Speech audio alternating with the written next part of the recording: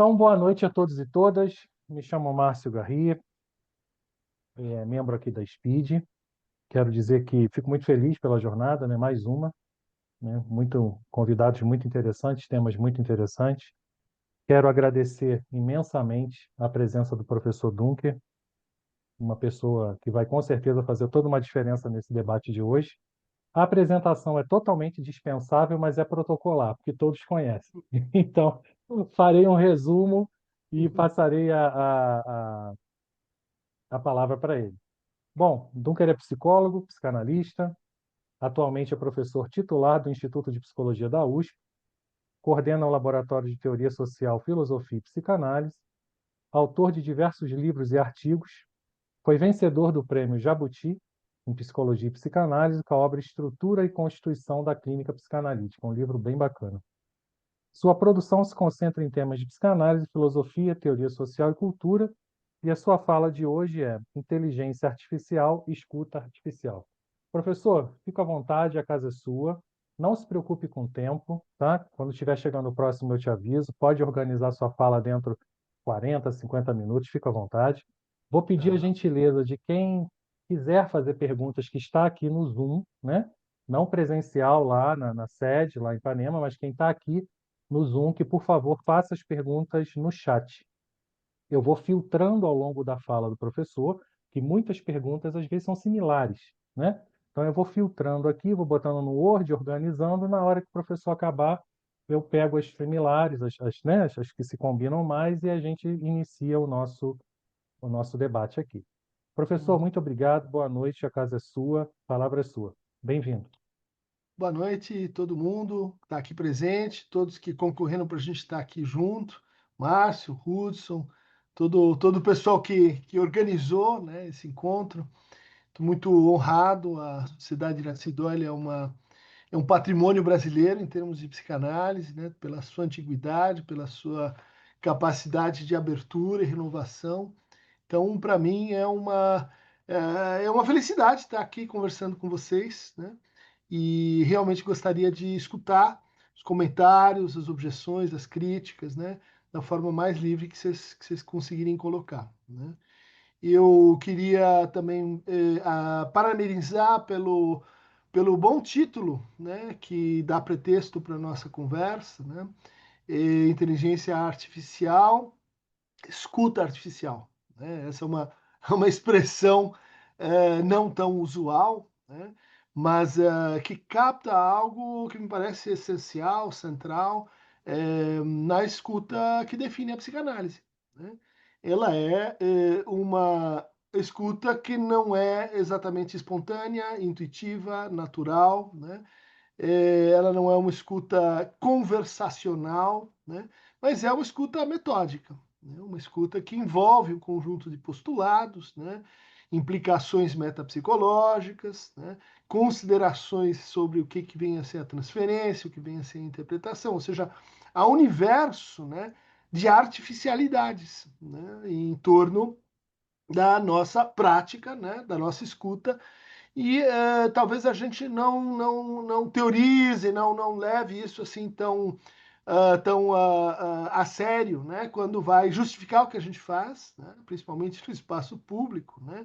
Porque quando a gente fala em escuta, as pessoas dizem, não, sei perfeitamente do que se trata, né? Identificando a escuta primeiro com a audição, né? E, em segundo lugar, a escuta com uma certa receptividade, com uma abertura para o outro, mas, sobretudo, né, uma atitude de assim aceitação e obediência. Né? Quer dizer, você não me escuta, quer dizer, você, na nossa cultura, em regra, não me obedece. Né? No fundo, a escuta psicanalítica é quase o avesso disso, né? É um avesso metódico, em que a gente vai suspender juízos e exercício do poder em troca da constituição de uma autoridade na transferência e de uma posição a partir do qual nossa fala, nossa intervenção, ela ganha força, ela ganha tração para, enfim, transformar os sujeitos. Um aspecto que eu chamaria assim atenção nesse início de conversa é que se se a gente tivesse que definir o que caracteriza, né, essa escuta em contraste, em oposição com a escuta natural, né, a escuta compreensiva, a escuta não metódica, né, ela iluminaria justamente um traço muito forte, né, e oposto das chamadas inteligências artificiais, né?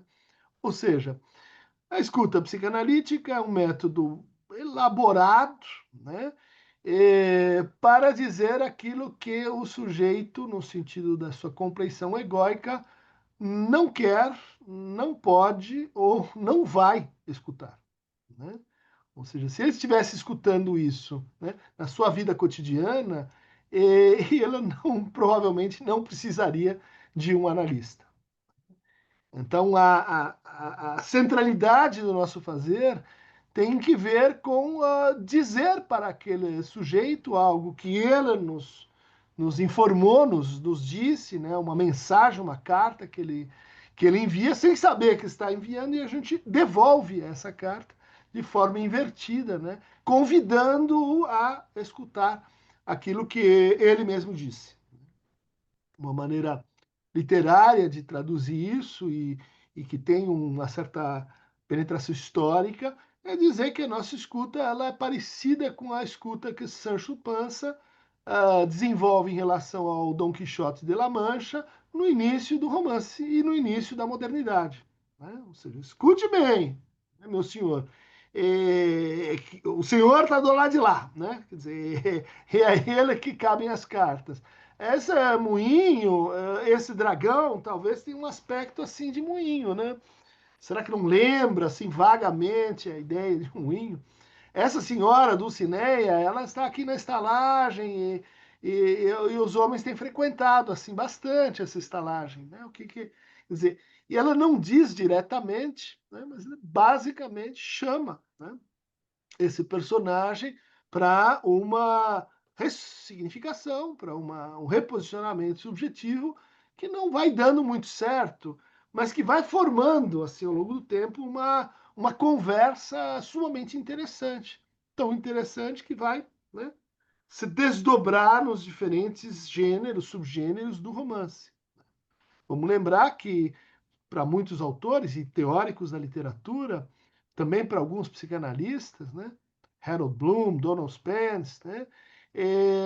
A Freud desenvolve a psicanálise numa espécie de dependência, né, formal com a forma romance, né? Então, do Complexo de Édipo, o Mito de Narciso, né, aos romances familiares, às teorias sexuais infantis, aos xistes e às parapraxias, né, os atos falhos, em todos aos sonhos, né, em todas as análises que o Freud faz, né, tanto nas análises, vamos dizer assim, sobre a cultura quanto nas análises sobre a linguagem, a gente encontra ali elementos fundamentais da forma romance, né? Personagens em transformação, a posição opaca do narrador, inversões, né, entre a mensagem e o código. E a gente poderia desenvolver isso assim largamente, mas eu vou voltar a esse ponto, né, quando a gente falar um pouco do que a gente pode entender pela inteligência artificial, né? Que, como muitos já disseram, né, não é muito inteligente, né, no sentido do conceito de inteligência, e também não é artificial, né? Esse é o ponto que eu queria marcar. A escuta psicanalítica ela é mais artificial do que a inteligência artificial, né? E para isso a gente bastaria, né, reconstruir assim de forma um pouco em esboço como funcionam, né, as linguagens, né, que emulam a linguagem natural, as linguagens que são organizadas pelos sistemas, né, os diferentes sistemas que compõem a inteligência artificial. Não sei se vocês sabem qual é o princípio que rege essa organização. É um princípio estatístico, né? Ou seja, a gente tem uma quantidade imensa, né, de formulações, de frases, né, de parágrafos, de narrativas, né, que são acumuladas, né, num processamento, vamos dizer assim, em tempo real, né, mas que, no fundo, trabalha por comparação e proximidade semântica e sintática entre palavras. Né? Quando você faz uma pergunta para a sua inteligência artificial, ela vai procurar, né, onde essa pergunta já ocorreu, quais foram as respostas dadas e mixar e emparelhar as respostas que estão disponíveis para o que ela consegue ler do seu perfil, né, do seu tipo de uso, né, dos seus, vamos dizer assim, arquivos, né, ou dos algoritmos preferenciais que você frequenta. Né? Então, é um processo, vamos dizer assim, puramente estatístico, né? Puramente assim, frequencial. E, por isso, muitos dizem, olha, a inteligência artificial, essas que são disponíveis de graça, elas vão apresentar um resultado muito assim inadequado, impróprio, né? Se você não a treina. E o que significa treinar a inteligência artificial? Significa informar, né, quando tem ali os projetos que você vai criando, informar o sistema quais são os seus bancos de dados, quais são os seus repertórios, qual é o seu léxico, qual é o espaço de linguagem que você quer trabalhar. Né? Então você pode fazer isso, né, em massa, né, treinar assim a sua inteligência artificial no conjunto, e você pode fazer isso por projeto, né, alcançando então um nível maior assim de especialização e de circunscrição do que você está pesquisando. Né? Bom, em princípio seria uma coisa assim que trabalha, né, com um sistema relativamente burro, né? Ou seja, ele não cria novas injunções, né? Ele aproveita as associações que estão disponíveis. Né?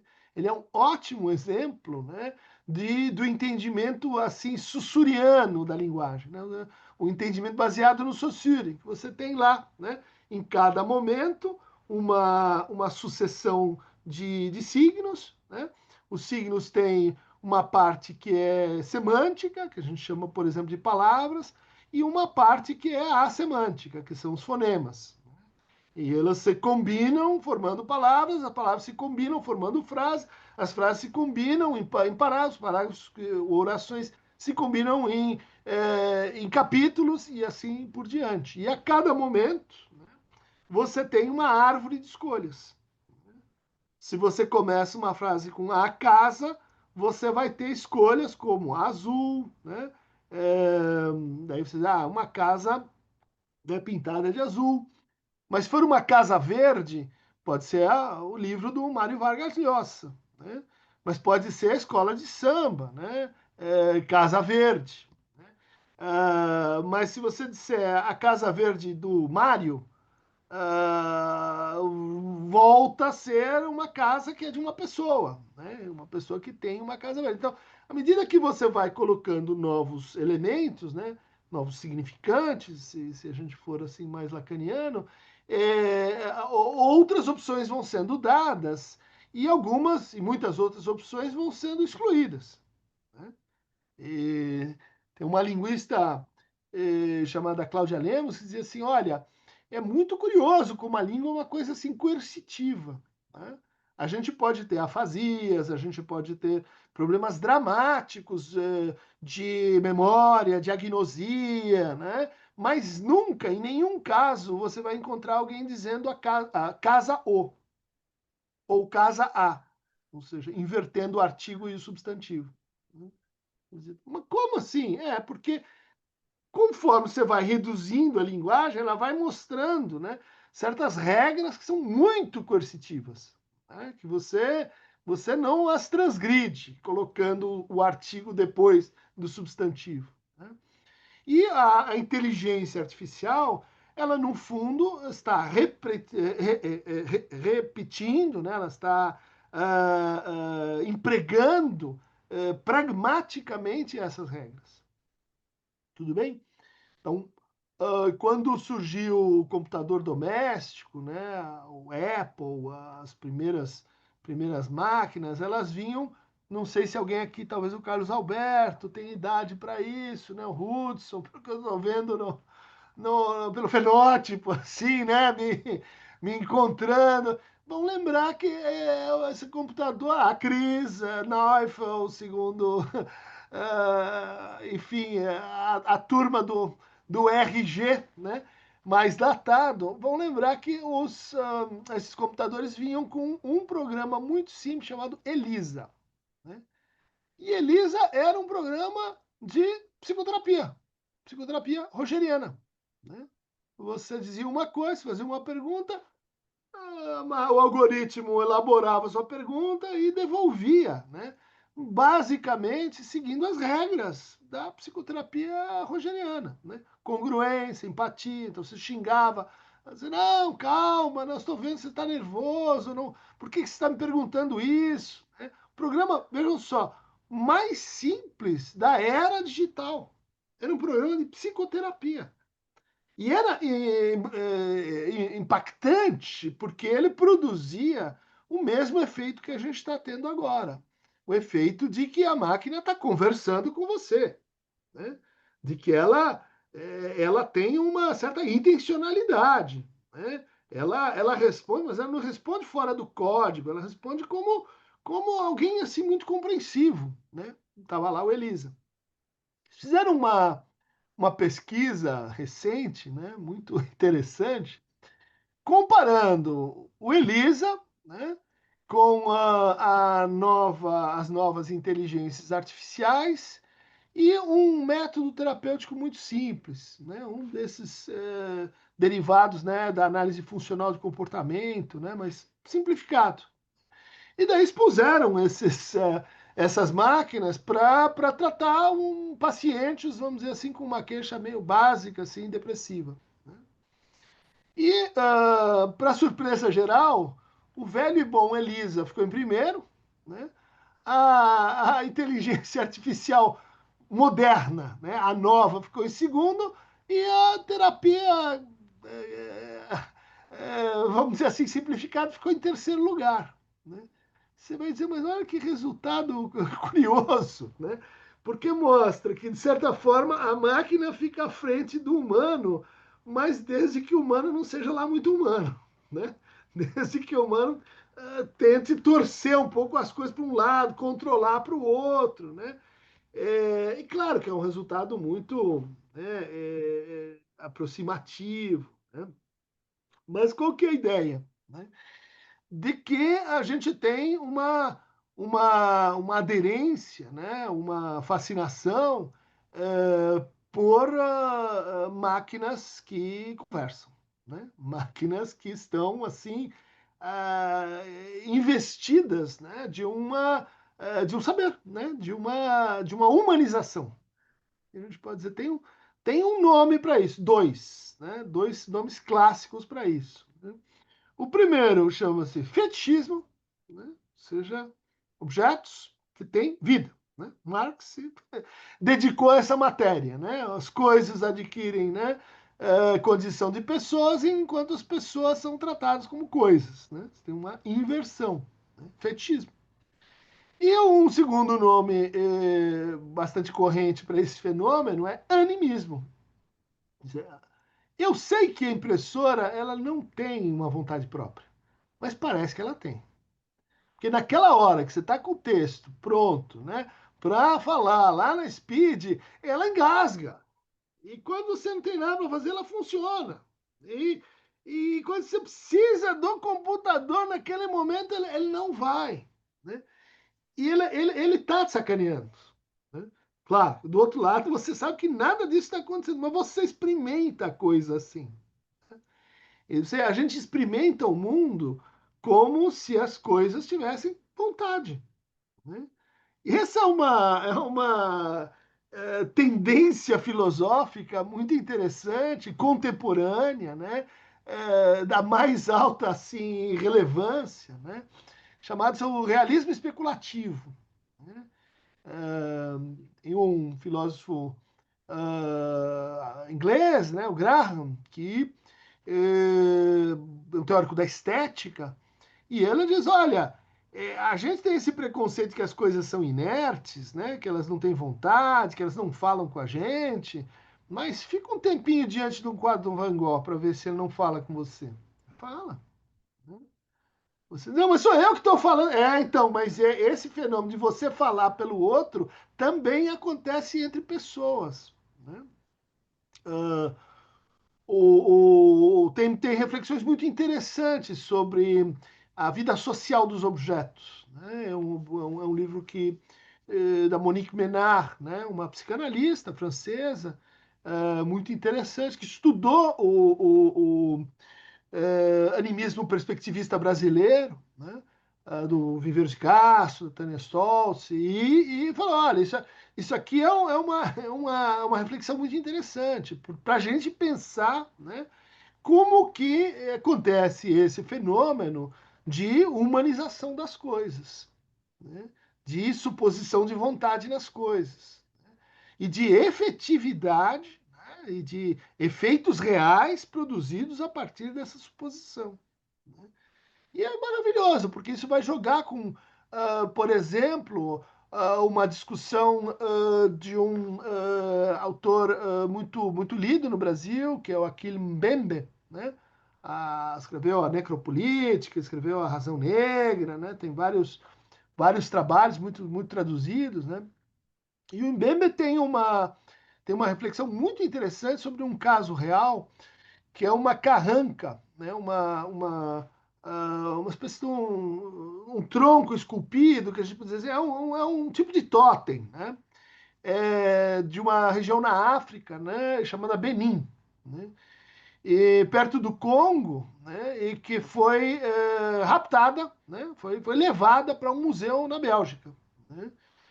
Vocês sabem as atrocidades lá que o Leopoldo fez, né, na colonização belga do Congo, e entre as coisas que ele fez, ele levar um monte de coisas, né, um monte de objetos, especialmente os objetos rituais, no caso, a carranca do Benin. E passa-se o tempo e começa uma discussão, e, bom, isso aí tem que ver com processos colonizatórios e tal, devolve a carranca para o Benin, porque isso é um objeto que nem o nosso dos Tupinambás, né? Como se diz, não é um cocar, né? A mesma coisa, devolve porque isso é estelionato, né, colonial. E o Mbembe, né, que é um teórico assim muito respeitado, falou: será? Né? Por quê? Porque esse objeto e tantos outros que estão nos museus, eles são objetos que foram raptados, eles foram sequestrados, né? Eles foram postos, né, num habitat, como um animal, que você tira do habitat natural e põe ele lá no museu. Né? E ele fica no museu. Agora ele passou quase 100 anos no museu. Então, se você pega e devolve ele para o Benin, como os beninenses queriam, e afinal era um pleito muito justo, você está desfigurando completamente a história desse objeto. Porque agora é como se ele fosse um indígena, né? Que nasceu no Congo, passou 100 anos na Bélgica, e devolve ele para o Benin. Aí ele vai dizer, eu vou me sentir desaculturado. Né? E, no fundo, esse objeto, ele perdeu, ele está deslocado da sua função social que ele tinha nas sociedades tradicionais de onde ele foi raptado. Né? Então, colocá-lo de novo num museu, ainda que seja no Benin, é uma ofensa à alma da carranca do Benin. A hora que levantaram esse argumento, falaram, mas peraí, então como é que a gente vai resolver? Como é que se não pode ficar na Bélgica, bom, isso perpetua, né, o sequestro, ele também não pode voltar para o Benin. Então, como é que a gente lida com um objeto na medida que a gente deixa de olhar o objeto com a nossa racionalidade naturalista, de que os objetos assim estão postos aí para nossa vontade, as florestas estão postas para a gente usar e destruir, a água ela está nos servindo, e a gente só precisa ir lá e devorar, e comer e usar. Não, não, peraí.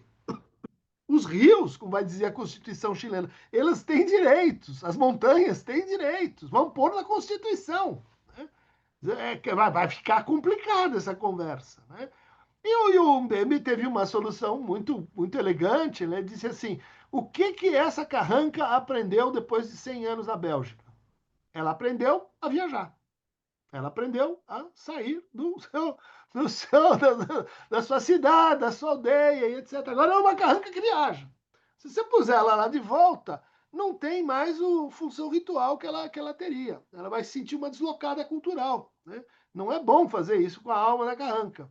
Então, um jeito de resolver isso é inventar uma espécie de museu itinerante.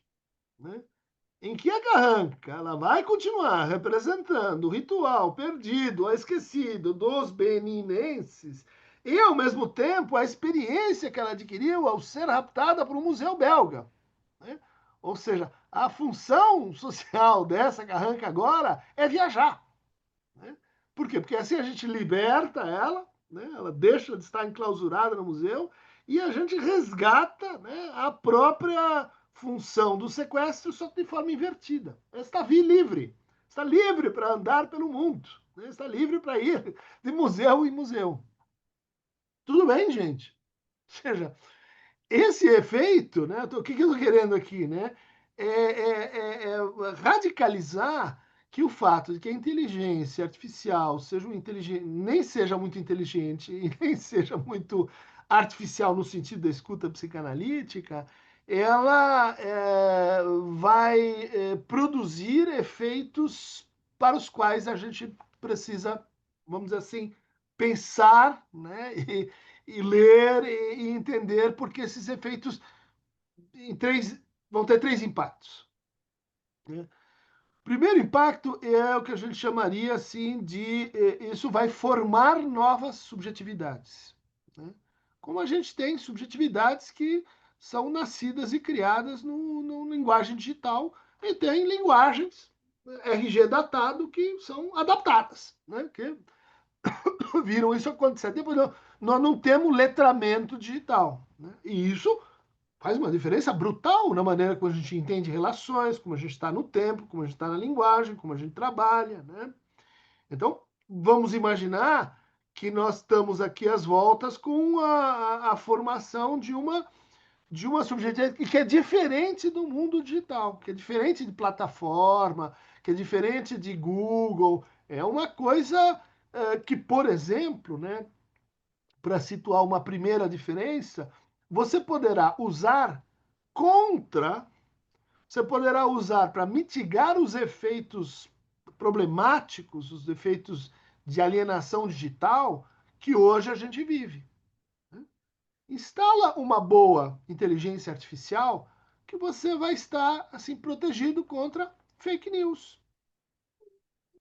Poxa, hoje a gente resolve isso assim meio no braço, né? Eu acho que esse veio da onde, checa, tem uma agência checadora. Não, se você programar bonitinho, pelo menos alguns fake news você vai pegar facilmente, facilmente.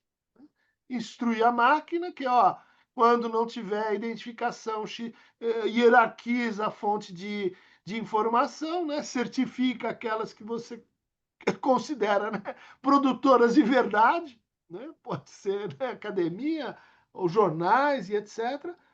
Vai ser uma terapêutica. Né? É possível que seja também uma terapêutica para discurso de ódio. Né? Opa, começou o discurso de ódio, liga lá, bom, coloca a máquina para agredir o outro, para te proteger, para te blindar, enfim, a técnica que você preferir. Por quê? Entre outras coisas, se estima que com a chegada da inteligência artificial, o anonimato digital vai diminuir. Vai ser muito mais difícil você criar um nome falso e começar a malhar a Chris Neufeld só porque ela não fez o trabalho certo de Lacan. Ou porque não, você faz um levantamento, né? É, vê que tipo de interações aquela pessoa está tendo, com quem chega nos bancos de dados e diz, você é você. E aí é um pouco mais complicado para a gente se barbarizar, né? Para você enlouquecer, sair de si, etc. São só dois usos, né? Para a gente pensar como a inteligência artificial deve alterar o que hoje a gente chama, né, de cultura digital. Né? Isso são os mais óbvios. Né? Você pode imaginar alguns outros. O segundo impacto assim importante para nós, né, é o que a gente está vendo e repete, por isso eu comecei a conversa com Elisa, né? Repete o que aconteceu 40 anos atrás, né? Quando tinha o Apple, você ganhava a Elisa. Né? Hoje fizeram uma pesquisa, né?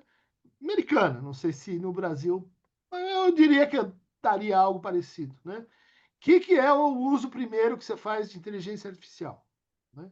É para banco, é para pesquisa, né? Nos obreiros, estações do Freud, onde ela vai muito bem. Né? Essa é uma regra. Quanto mais específico for o que você está perguntando, melhor o resultado que a IA vai te dar. Quanto mais genérico, mais ela vai se atrapalhar. Né? Então, fizeram a pesquisa e os dados são assim: 53% dos americanos usam primariamente a inteligência artificial com fins terapêuticos. Conversa, amizade, resolver a solidão, conselhos, né? E aí, o que a gente está chamando de terapia é bastante elástico, né? Mas é o que as pessoas estão chamando de terapêutico. Né? É aquele com quem eu converso e olha lá, e o que vai acontecendo na medida que eu vou tendo essa interação com uma máquina? Eu vou produzindo ali uma pessoa, uma outra pessoa, né? Só que é uma outra pessoa com habilidades de base que são assim muito tentadoras. Né? Quais são? As mesmas lá do antigo humanismo, só que renovadas, né? mais qualificadas. Então, primeira regra, digital, algorítmica, né? Quanto mais, quanto menos, menos. Né? Então, quanto você mais me fala disso, mais eu levo disso, devolvo isso para você. Né? Certificação. Né? Quando você está na dúvida entre você e algum outro, a máquina vai dizer você. Sempre você. Né? Ela vai oferecer, né, gratuitamente, né, e continuamente um reasseguramento narcísico. Né? Ela vai confirmar, basicamente, né, a não ser que seja factual, as suas orientações decisionais, a não ser que seja assim. Você vai cometer um crime, uma coisa, vamos dizer assim, que é facilmente evitável. Né? Ela tem uma atitude, né, de dizer aquilo que você quer ouvir. Né? Ela foi feita para isso. Né? Ela foi feita para responder, né, às demandas. Né? É assim que se imagina que você consegue ganhar espaço, você consegue ganhar atração no mundo digital, valorizando sua presença. Que bom que você está aqui, ótimo. Primeira coisa que a IA fala é: eu agradeço a sua confiança, puxa, que bom que você está aqui. Que é o que já acontece na disputa pela economia da atenção. Né? Mas, em segundo lugar, ela vai, vamos dizer assim, valorizar todas as interações que você vai ter com ela. Cada clique, cada palavra, cada pergunta. Né? Ela vai dizer: é isso mesmo, estamos juntos, né? Vamos nós. E isso parece ter um apelo muito forte, particularmente para gerações mais jovens. Né? E aí a gente pode fazer uma discussão sobre o impacto, né, de inteligência artificial, geração X, millennials, geração Z, né? Que vocês sabem tem uma curva assim de preocupação com saúde mental drasticamente em ascensão. De novo, né, essas pesquisas quantitativas, né? A geração Z tem mais medo de ter um breakdown, né, de saúde mental, um pânico, uma crise, uma coisa que assim cria uma, uma sequela do que qualquer outra doença, né? Que câncer, diabetes, qualquer outra coisa que você pode ter, né, é melhor do que ter uma crise, né, psíquica ou mental. Então, para, vamos dizer assim, uma população, né, para uma subjetividade que tem isso como uma dificuldade em grande medida, você encontrar uma máquina de reasseguração, um discurso, né, de congruência, de empatia, né, de identificação, vamos dizer, restaurativo, né? É algo que cativante, né? Então, a gente vai ter aí esse segundo uso, né? Que é de fazer psicoterapia, vamos dizer assim, selvagem, né? Psicoterapia no sentido mais imaginário, né? Só que aí a gente já tem no Brasil vários projetos em funcionamento, né, de plataformas, né, de psicoterapia online, né? Então, como elas funcionam? Você se inscreve, você preenche inúmeros questionários que emulam provas de avaliação psicológica, né? Desde testes assim meio de nível, testes de personalidade, Myers-Briggs, até coisas meio projetivas, né? Você vai preenchendo, porque as pessoas adoram preencher testes psicológicos, especialmente se você torna eles assim mais atraentes, né? Mais menos chatos, né? Depois de fazer essa, vamos dizer assim, essa triagem, você fala sobre, enfim, o que está te trazendo, né? Qual que é o teu problema, qual é a tua dificuldade, né? Então aí tem uma parte mais, vamos dizer assim, qualitativa, né? O que a máquina faz? Ela pega as palavras-chave, a inteligência artificial, né? Ela pega as palavras-chave, junta com o que se respondeu naqueles questionários, vai até a bibliografia psiquiátrica, psicopatológica e etc., e te devolve um perfil. E daí, em geral, você vai ter um efeito horoscópico, né? Lembra do horóscopo? A gente não acredita em horóscopo. Alguns acreditam, mas vamos dizer assim, muita gente não acredita em horóscopo, mas abre a folha do jornal e diz, gêmeos, o que vai ser hoje? Mas você sabe que interessante, está dizendo que eu vou ter um encontro legal hoje à noite. Pode ser Speed, olha aqui. Olha só, é legal. E daí eu vou. Dia de encontrar amigos. Está aqui, encontrei amigos. Você sabe que o horóscopo é uma coisa incrível, né? É óbvio, porque é um efeito hermenêutico, né? Se você usar expressões mais ou menos ambíguas, que cada um vai ler a sua maneira e vai dizer o que. Olha, o outro sabe a meu respeito. Logo, eu tenho alguma relevância no universo, né? Eu tenho um lugar, alguém no outro está se preocupando comigo. É legal. E é legal também porque cria um exercício assim de leitura, né? De signos, né? De signos da nossa vida que podem ser organizados, reorganizados, né? Fazem a gente pensar. E aí eu estou sugerindo o seguinte, né? A solidão, a individualização, a falta de contato com o outro, a falta de diálogo, de conversa presencial, ela é tamanha que isso passa a ser uma coisa relevante. Isso passa a ser algo, vamos dizer assim, que pode capturar, né, almas. Depois disso, ou seja, você tem uma resposta que diz assim, esse negócio aqui, ele sabe algo a meu respeito. Depois disso, começa a conversa. Então, é como se fosse uma IA, né? Alimentada pelos dados que você pôs. Então, ela começa a ter um questionário de avaliação, né? Se está indo bem, está indo mal. E essa avaliação é usada, né, para selecionar mais por aqui, mais por lá. Isso vai indo, né, até certos momentos, certos temas, certas injunções, onde entra um terapeuta real. E aí, o que acontece? Né?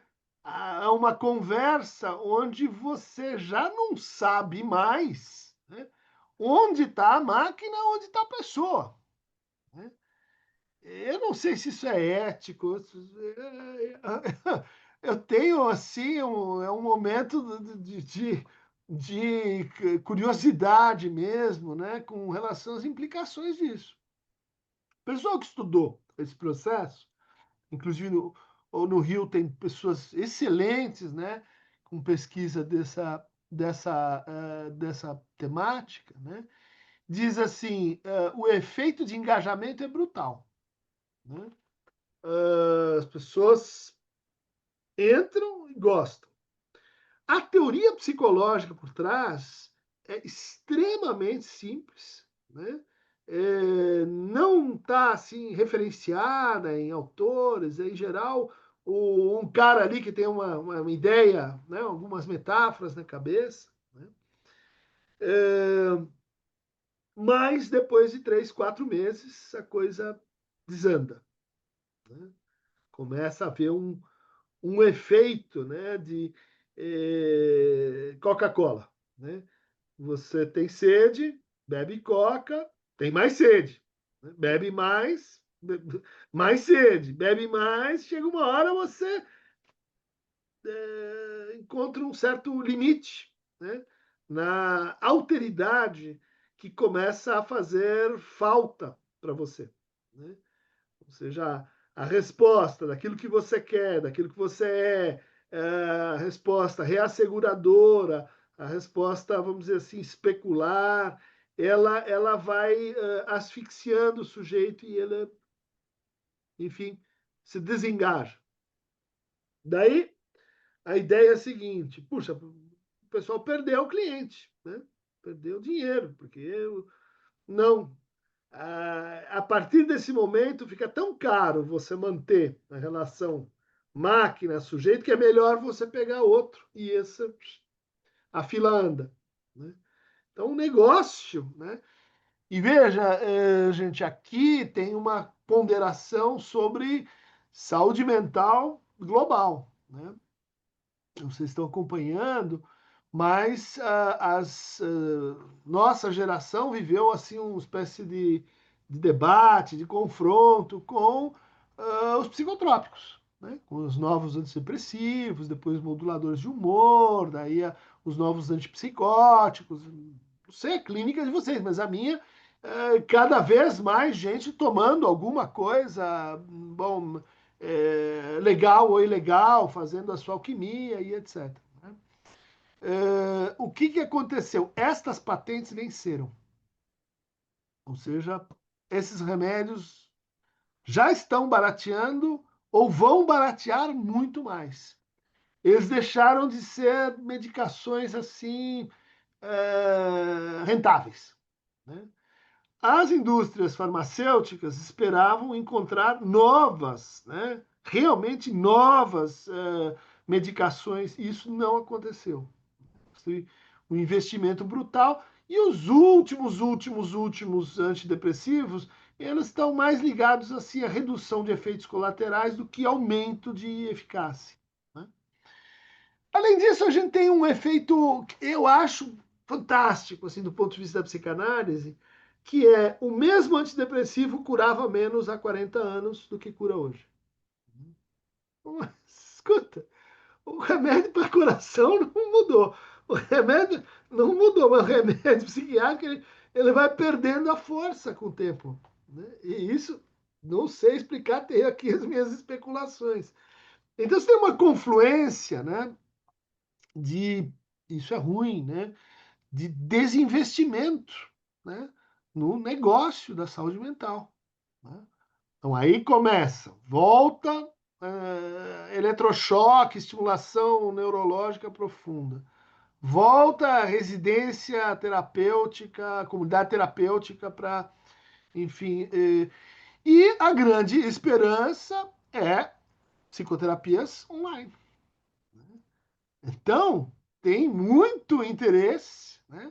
Tem muita, tem muita expectativa que esse negócio tem que dar certo. Muitas, hum, como se diz, né, startups e etc., em torno dessa, investindo nessa área. Né? A psiquiatria, curiosamente, está dividida. Né? Tem um pessoal dizendo nós temos que nos, né, digitalizar, e outro pessoal dizendo, olha, é melhor a gente reaprender a fazer psicoterapia. É melhor a gente ressuscita o Freud, porque senão a gente vai se proletarizar. Né? Quer dizer, hoje os pacientes já sabem muito mais sobre medicação do que os psiquiatras. Né? Eles chegam no balcão e acham que aumenta a sertralina, vamos mudar para o Effexor, que tal combinar com outra coisa, né? Porque são muitos anos. Né? São muitos anos de uso, você vai criando uma cultura. Bom, mas o terceiro tipo de uso, que eu acho mais interessante, mais promissor, né, são chamados sistemas de apoio, em que a gente vai poder, por exemplo, né, e já tive paciente fazendo esse experimento, né, inclusive pacientes que trabalham com AI, que trabalham com tecnologia, né, que é fazer análise da sessão, durante a sessão, depois da sessão. Olha aqui, você tem uma árvore de repetições que eu não tinha escutado, mas está aqui, ó. O gráfico mostra. Você tem uma modulação de afeto que combina com o que eu tinha escutado, né? Combina com o que eu pensei na sessão. Né? Você tem memória de médio e longo prazo, dizendo isso aqui, ó, voltou de uma sessão lá atrás e agora está aqui retomando e tudo bem que é bem antibioniano, mas no plano, vamos dizer assim, da construção de caso, da supervisão, vamos pensar junto o que está acontecendo, isso, isso pode fazer diferença. Né? Isso pode ser um recurso, né, que a gente nunca imaginou possível. Alguns vão dizer, para durante a sessão. Né? Você lembra daquele Star Trek, né, que tinha uma cadeira com um braço onde vinham chegando as informações. Né? Você vai poder fazer isso. Né? Sessão do teu paciente decodificada em termos de linguagem. Né? Tom de voz, pequenas variações. Né? E aí não é assim, não é a máquina que vai responder, né, como é hoje. Né? É você usando aquilo para, bom, sei lá, escutar melhor. Será que é possível? Será que é desejável? Será que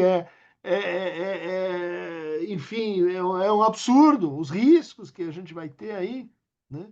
Estou trazendo uma discussão, né? Uma discussão que vai vir para a pauta. Ainda não estamos lá, porque os sistemas ainda são muito rudimentares, eles são muito precários. Né? Mas você já intui o conceito e já imagina, né, para onde ele vai, como ele vai evoluir. Né? Para a gente terminar assim, essa primeira parte, né, da conversa, eu gostaria de mencionar, né, dois problemas metapsicológicos interessantes que isso traz para a gente. Né? Dois problemas que mexem um pouco com os conceitos fundamentais, né, da psicanálise. Né?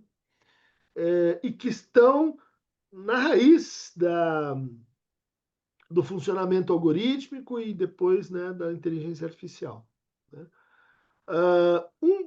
Uma dificuldade aguda, né, para você treinar a máquina é que ela não tem consciência de que ela é uma máquina. Ou seja, é um outro, né, que tem respostas operacionais, mas ele, por exemplo, vai ter um tempo até descobrir que você deu um nome para ele. Né? Quando você dá o um nome para a máquina, geralmente ela chama você por esse nome. Porque tem uma dificuldade real de traduzir isso, né, no funcionamento pragmático desse tipo de inteligência. Pode ser que tenham outros tipos de inteligência artificial, mas que é, do ponto de vista lógico, um problema conhecido como problema da autorreferência. Seja que a gente conhece, né, na experiência prática com certas formações delirantes. Né? Mas também a gente conhece em forma mais reduzida, né, quando a gente pensa o universo narcísico, né, o universo, né, da autorreferência, em que tudo, né, está modelado, reproduzido, reformatado numa versão egóica. Né? O problema da autorreferência ele vai interferir no que é o limite de alteridade representada e necessária para que uma análise seja de fato uma análise. Né? O problema que eu coloquei lá no início, né? É de que a gente supõe, né, um outro inicialmente reflexivo, especular, mas a gente não suporta essa especularidade indefinidamente. Tem um momento que ela começa a ser assim, unheimlich, agressiva e aversiva. Né? Ou seja, o excesso de autorreferência ele tem uma espécie de extensão, de nível de tolerabilidade. Né? E isso coloca para a gente, né, uma maneira um pouco diferente de pensar questões como identificação, como introjeção, como identidade. Né? Estão aí absolutamente na pauta dos diálogos psicanalíticos, né? Das renovações exigidas da psicanálise. Né? Ou seja, tem é uma experiência, né, que os japoneses fizeram com bonecas artificiais e robôs. Né? Eles falaram, vamos montar um robô que seja assim, igualzinho a uma pessoa. Pele, pessoa, né? Cabelo, pessoa, né? Ou tipo o bebê reborn, só que uma, uma esposa reborn, assim, um humanoide reborn. Né? Perfeito. Né? E com inteligência artificial. Ou seja, só falta mesmo a dinâmica dos movimentos, né? Mas o resto tá muito perto. E daí eles começaram a analisar interações, né? Pá, como é que acontece e tal. E eles chamaram isso de uncanny a curva, né? A curva do estranhamento. Então, no começo, tá igual, quero mais. Tá igual, quero mais. Tá igual, quero mais. Tá igual demais. Você chega no efeito Olímpia, né? A boneca que o Nathaniel se apaixona, no conto do Hoffman, que o Freud comenta no texto de 19, né? E que ele não se estranha com isso. Todos os outros em volta estão dizendo, mas é uma boneca, acorda. Não, mas ele passou do ponto, né? Em que a semelhança, a imagem igual, a identidade, ela encontra a sua saturação. Então, Professor, diga. vou Vamos lá. pedir a gentileza do senhor ir Oh, organizando o final da fala, por tá. favor. Então, um problema é esse, né, a autorreferência, e o outro problema é o problema do infinito, né? Porque a capacidade de resposta e de continuidade, né, numa inteligência artificial é total. Né? Ela, em nenhum caso, vai dizer vamos interromper a nossa sessão hoje. Ela vai estar disponível, se você quiser, 24 horas por dia. Né? Ela, enfim, é uma máquina unendlich, né? Uma máquina infinita. Né? E isso coloca problemas para todo o universo de questões clínicas em torno da finitude, desde a morte até a separação, o luto, as interrupções, as frustrações, as privações, todo o universo, né, do negativo, né, tão importante para o que a gente faz, tão importante na nossa escuta. Comecei por aí, né, dizer, o que define a escuta artificial da psicanálise é que a gente responde ao que o paciente não quer, não pode, não vai, não está ouvindo. Né? Brincadeira lá do Woody Allen. Possível encontrar um analista na Quinta Avenida, porque quando uma sessão de análise custa US$ 1.500, ninguém vai te contrariar. Né? Você vai ficar, aquele paciente precisa continuar, e se você contraria ela vai embora. Né? Bom, então, último elemento para a conversa que a gente pode detalhar é um experimento feito por uma jornalista em que ela se apresenta com uma paciente, né? E ela começa a falar de si, né? E eu estou supervisionando do outro lado, né? Dizendo para ela, ó, você é um paciente mais assim, é um paciente mais assado, fala assim, fala assado, né? E ela vai, então, fazendo algumas semanas, né, de psicoterapia com a IA, e aí a gente encontra uma série de problemas, né, éticos, clínicos, de conduta mesmo, né, de escolha ali. A gente, por exemplo, alimentou a máquina com as obras completas do Freud. E daí ela traz um sonho. Né? Quer dizer, interpreta esse sonho. E a condução é pior que dicionário do jogo do bicho. Né? É bem, é bem ruim, mas se vocês quiserem, a gente entra aí nos detalhes e tal. É um experimento que a gente fez e para mostrar que no momento a situação é mais ou menos essa, mas tem essas questões aí que estão postas. Né? Valeu, Professor, valeu. muito obrigado. Muito obrigado pela sua participação. Foi muito rico te ouvir. Todas as questões levantadas são muito instigantes. É um debate que mereceria mais 1 hora de conversa. Fica um Uhum. convite para uma próxima, né? Gostaríamos muito de continuar. Muito obrigado. Só quer deixar algum recado antes da gente encerrar? Eu queria agradecer as perguntas aí, muito, muito legal, muito, muito instigantes mesmo. Eu preciso escrever alguma coisa sobre esse negócio que você levantou, Pedro. E é uma honra estar aí com a Speed, né? Parabéns pelo trabalho, pelo tempo aí, pelo lugar, né, que tem aí Uhum.